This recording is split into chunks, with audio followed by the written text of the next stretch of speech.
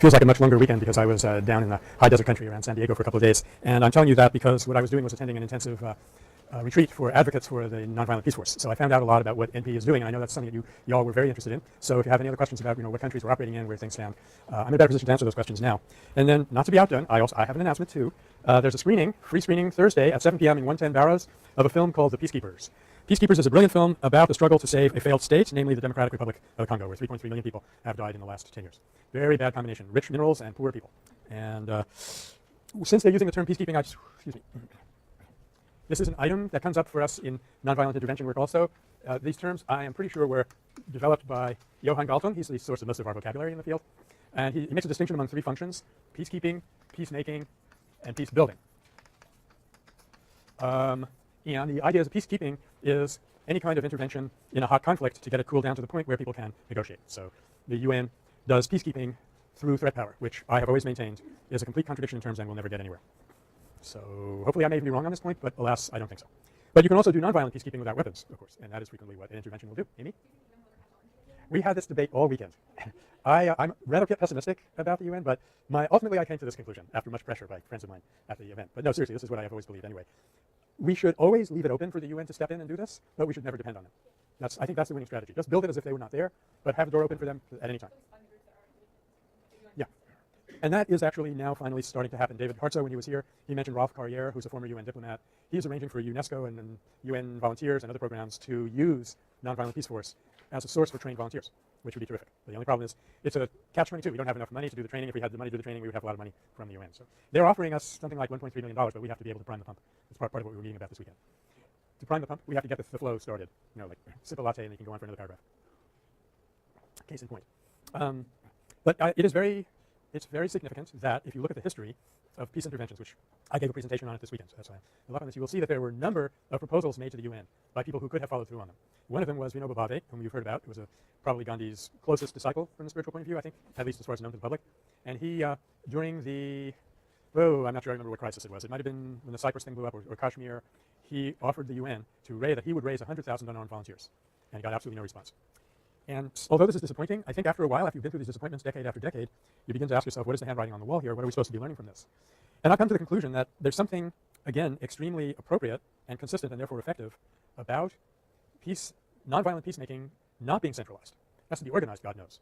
There's the case of Mir Sada, this one organization that tried to drag people into the Balkans, and it was a disaster. In one case, a lady saw a sign on a bar on Saturday night, and Sunday morning she was on the ship going over to the Balkans. She had never heard of this before, had no idea what to do, had no idea who was going to feed her, and they were all a huge security risk for the people on the ground. So just jumping into this without organization and without preparation is a huge mistake. At the same time, the kind of organization that we tend to be familiar with, which is pyramidal, hierarchical, top-down, head honcho, honchitos, and the rest of it, that's not appropriate. Somehow, it's very easy to organize violence in that way, and it makes a lot of sense and makes a very clear statement.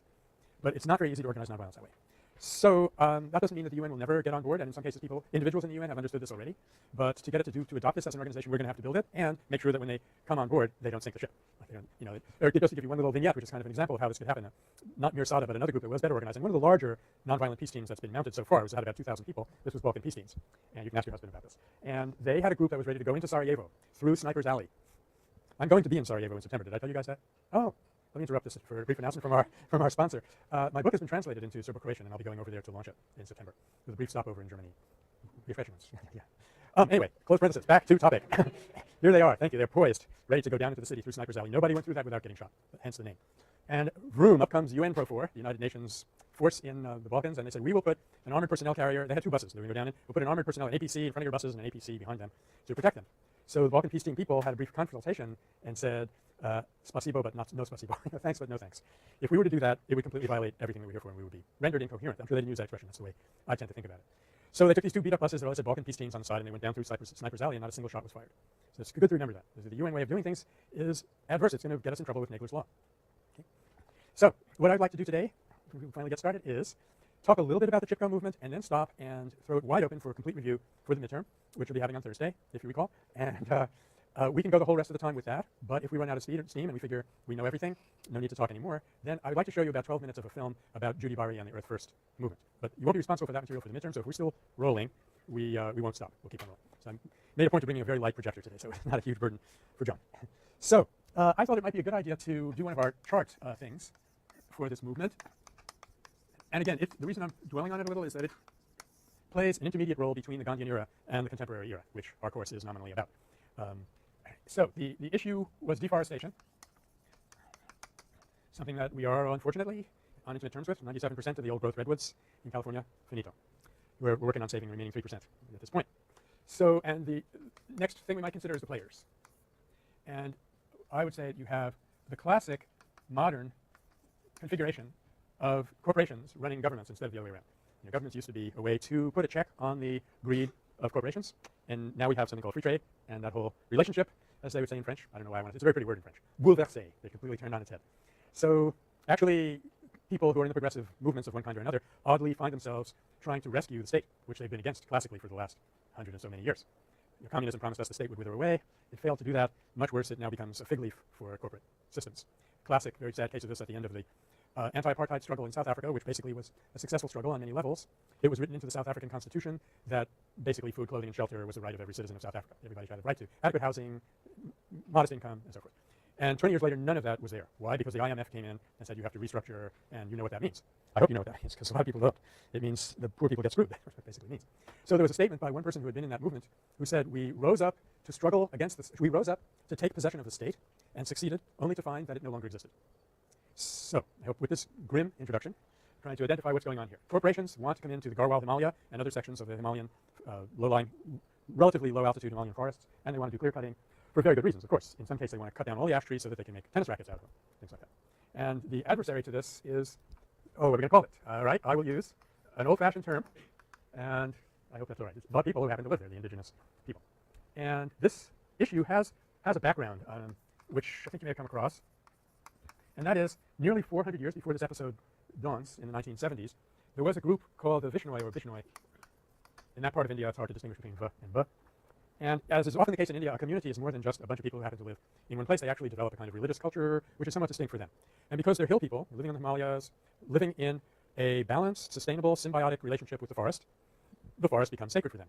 So these people of Vishnoi, they had a constitution, if you will, which almost, I think it almost even had a written form. And it said, nobody is going to cut down a living tree, except under very special, carefully controlled circumstances. And over a period of 20 or so years, the government had been supporting multinationals, a lot of them actually from Los Angeles, to go in and utilize, develop all of these euphemistic terms, as though it wasn't developed if it's just being the world. The forest. The villagers didn't own the forest in the legalistic sense, but they were the custodians of the forest, and the forest was their, okay, if you don't mind my using a somewhat sentimental word, the forest was their mother. It was providing them with fuel and, in some cases, tree crops and a balanced, sustainable environment. Well, immediately when the corporations came in, they didn't like the fact that it was a mixed forest that's too messy and it's hard to exploit. So they cut down a lot of one kind of tree and they planted a certain type of pine tree called cheer pine, which is a deciduous tree. The needles shed, they lie on the ground and prevent things from growing. It's a kind of mulch. And what does that mean? Well, what it meant was in 1 year, 70 villages, not people, 70 villages were swept away by floods. So we're going from poverty to destitution on a fast track. Their life is being wiped out. And I'm going to make a special category for outside help. And they were conspicuously blessed by this unusual woman, Madeline Slade. Took the Sanskrit name Mirabain. Mira was a very, very famous saint in the 16th century, I think. And Bain means sister, so this is Sister Mira. And she was very, very close to Gandhi at one time, and I'm not going to get into her whole history, but toward the end of Gandhi's life, he started sending people out to remote villages to start building them up from the grassroots. We've done what we can. We're on our way to getting political independence, but we're not anywhere near where I wanted us to be in terms of rebuilding India along spiritual lines, along its own traditional culture. So I want you to go out to these villages and help people rebuild. So she, by coincidence, nobody believes in coincidences anymore. This is Berkeley, right? It's 21st century. By divine providence, or whatever, she went to this village. It was right smack in the middle of this area and started writing about the deforestation and the disastrous flooding that was happening. So the world gets alerted to this. And then there were 2 Indian fellows. One was named Sundarlal Bahuguna, and the other one, I think, I'm not totally sure his first name. His last name is Bhatt.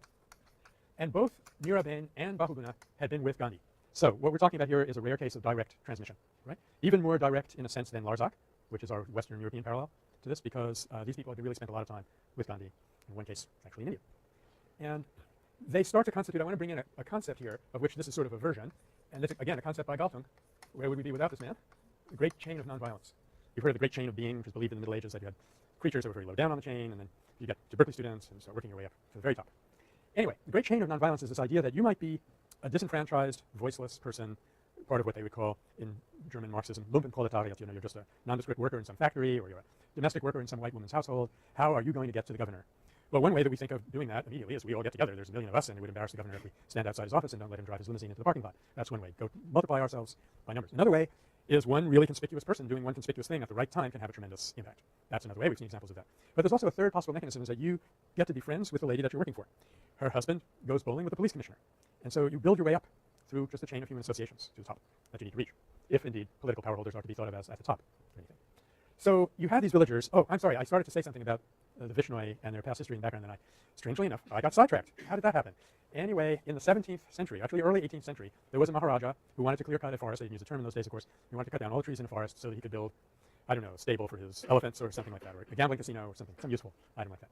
And the women in the village, knowing that their livelihood depended on that, begged him to stop. When he didn't stop, they committed suicide. The story goes that 400 of them jumped over a cliff. 400 of them. This brought the Maharaja to his senses, so the story tells us. Okay, so this is at least acting as if you're at the third stage of the escalation curve, and perhaps they were. Is this a recommended mechanism? No, I think the peace movement is small enough already, but it goes to show you very dramatically what you had to do to reach the top from the village bottom. So the fact that you have Miraben, who is in contact with global civilization, and Bahuguna, who is also a very educated young man who knows how to do things, organize things, he has Gandhian training, they get pulled into it. That makes a link in between the villagers who have no voice, no connection, otherwise that they know how to exploit with the government. And in addition, we've talked frequently about some of these people, like Hildegard Gosmeier, the role that she played in the Philippines, very likely to come up on midterm. She comes in with training and experience. Actually, I just found out something about her that I didn't know until yesterday. She was actually tortured seriously in Guatemala at one point, and overcame that in a personal way and didn't take her oppressors and ended up being able to be very active without being overcome by fear. So it's not just what she knew from reading books and stuff. She had gone through a very deep transformation and was very, very helpful for those people. And that's the role that Miraben played. But then there was something that Miraben could not do very easily, and that was to walk from village to village, singing songs from the Himalayan region and awakening people and being immediately accepted by them. She couldn't do that because she was a white lady. She didn't know the language, she didn't know the culture very well. But this Bahuguna could do. So then when we get to techniques, one of them was the Padayatra, which means pilgrimage on foot.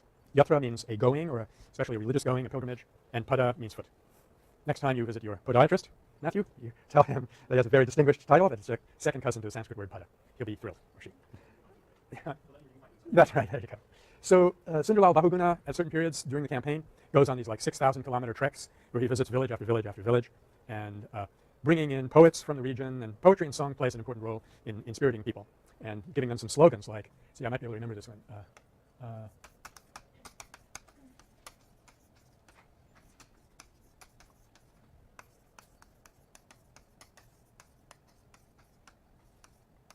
I'm not entirely sure how that word is spelled, but basically this says, Aj Himalaya Jagega, today the Himalaya arises. A nice image. Today the Himalaya arises. Krur Kulkara Kulhara.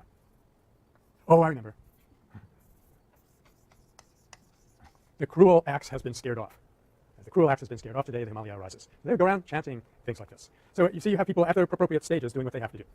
The most important technique, the one that gives the movement its name, is, of course, Chitko, which means hugging. And apparently, we don't know for sure how this started, but it definitely began in the village. It was not something that Miraben thought up. She didn't come in and say, I have a good idea. Why don't you guys or gals go out and hug the trees? There was a meeting. Apparently, we're not entirely sure of this, but apparently there was a meeting, and one old man got up and said, when a leopard jumps on a child, the mother protects it with her own body. Immediately, they got the idea, and the next morning they were out there hugging the trees so that the axemen could not come in and chop them down.